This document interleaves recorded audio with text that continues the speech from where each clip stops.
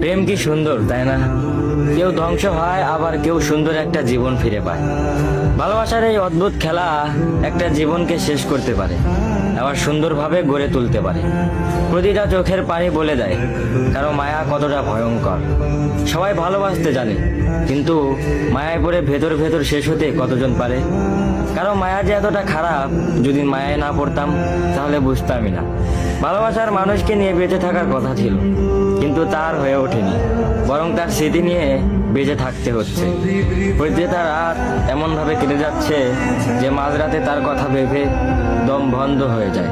তাকে নিয়ে কল্পনার জগৎ সাজিয়ে তুলেছি, যদিও বাস্তবে তাকে পাওয়ার সম্ভাবনা 1% নেই। তবুও তাকে নিয়ে ভাবতে ভালো লাগে। ভালো লাগে তার স্মৃতি মনে করে উপন্যাস লিখতে, ভালো লাগে তার দেওয়া কথা মনে করে আফসোস করতে। তার সবকিছু ভালো লাগলেও তার আমাকে ভালো লাগতো না। সে তো ভালোবাসা নিতে জানতো, কিন্তু সে কখনোই ভালোবাসা দিতে জানতো না।